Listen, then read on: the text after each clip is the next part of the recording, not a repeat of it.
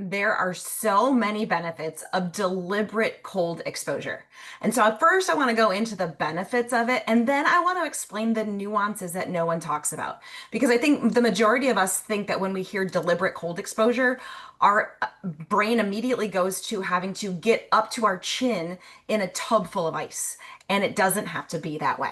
So first and foremost, how can cold be beneficial? Well, number one, the cold actually is a very potent way that we can support neurocognitive health. So essentially support brain health. First and foremost, when we deliberately get cold, we stimulate something called norepinephrine, and we can stimulate it up to 300% more, depending on our type of cold exposure. And this norepinephrine is like rocket fuel in terms of our brain being able to focus and concentrate. The cold also activates dopamine pathways in a very balanced way. We get a lot of dopamine hits these days with social media, scroll, scroll, scroll, scroll, scroll. But we actually get a very good dopamine stimulus when it comes to the cold. And this allows us to have a balanced release essentially of other neurotransmitters that improve our mood, our motivation, and also our stress resilience as well. So a lot of benefits to that. Now, there's another brain benefit there, and that is that cold exposure stimulates a chemical in our brain called BDNF. And this BDNF acts as like a pruning technique, if you will, for the brain.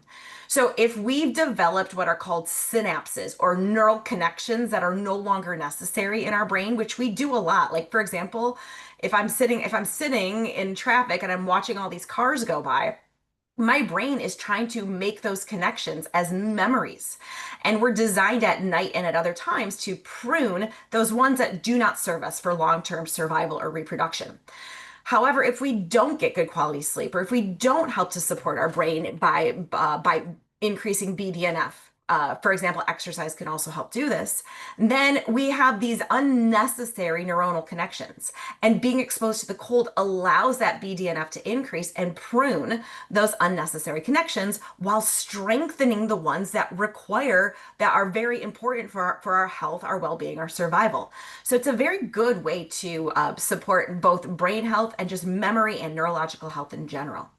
Now, we also know that there have been clinical trials using deliberate cold exposure, for example, deliberate cold showers, and having reductions in things like depression symptoms and anxiety symptoms, because that deliberate cold, will work through the endorphin pathway and the monoamine pathway, right? So these pathways that they try to manipulate with pharmaceuticals, you can actually support them through a natural means by deliberate cold exposure. Now, beyond the brain, we've got body benefits. So getting cold can allow the brain or the body to change immune system activation. It's almost like an adaptogen for the immune system. So you can have reduced cytokine or inflammatory cascades in parts of the body. And then in other parts of the body where inflammation might need to actively be stimulated in order to support a complete healing, repair, and healing pathway, you can actually stimulate that. So it's very adaptogenic when it comes to supporting the immune system and inflammation. Now, the nuance is that the temperature, the time, so the temperature, the duration, all of those things matter.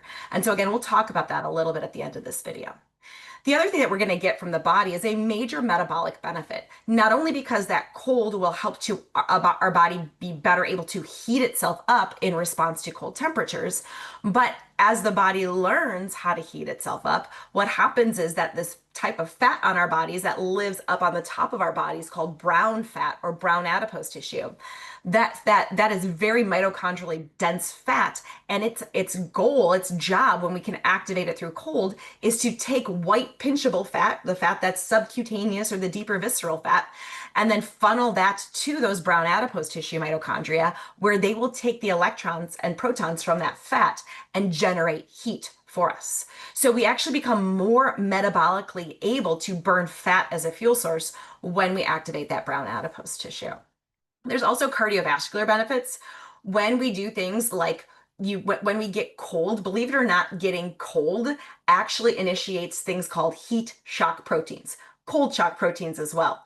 But basically, what these proteins were found, the heat shock proteins were found at first in response to sauna use, and the cold shock proteins were found at first in response to cold. But what we now know is that if we push the body out of homeostasis and apply something called a hormetic stressor, that hormetic stressor increases antioxidant defense systems. It increases the repair of tissues. It allows for better repair of the lining of the endothelium. So we have better blood flow, less likely to have a heart attack. It increases mitochondrial biogenesis, or the creation of new mitochondria, so that anywhere our body needs those new mitochondria to help support energy, let's say in a given organ system, we can get that as well. And that hormetic stressor activates various longevity pathways. And so cold for the body, for the brain, tons and tons of benefits.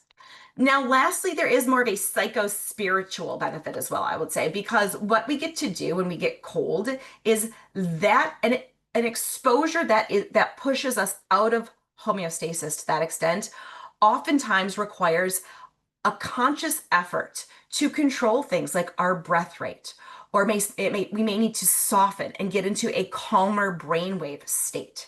And so this, I think, builds resilience and the ability to face a stressor and then come back and adapt, and face it and adapt. And so I think that there is more of a resilience aspect of this cold exposure as well. So, deliberate cold, it's a very cool thing to think about, all the gifts that this can give our bodies, all the healing we can get from it. However, if you were like me, I used to avoid the cold in the winter. Like I wanted nothing to do with it. And I think, again, there is a barrier there because a lot of people assume we have to get into a cold plunge tub, like a full of ice, like a 34-degree plunge tub, in order to get these benefits. And that is not the case. I have trained people using ambient air temperature. I've trained people using cold face plunges. I've trained people certainly using cold plunges, but oftentimes cold plunges that start at 70 degrees Fahrenheit in order to adapt to the cold to get these benefits. If you want to learn more about these nuances, or if you want to look into them yourself, you're more than welcome to. But I am hosting my 3rd annual Prep for Winter Challenge, and I'm going to go over all the nuances of using things like ambient air. And I'm not talking frigid cryotherapy, right? I'm talking about the air temperature maybe right now outside where you live. And I'm going to talk about, like I said, I'm going to talk about face plunging. I'm going to talk about hand plunging. There's a lot of things we can do to tell our body that it's cold, so we get these types of adaptations without doing a full body plunge. And then certainly if you're ready for that full body plunge, we can talk you through that as well.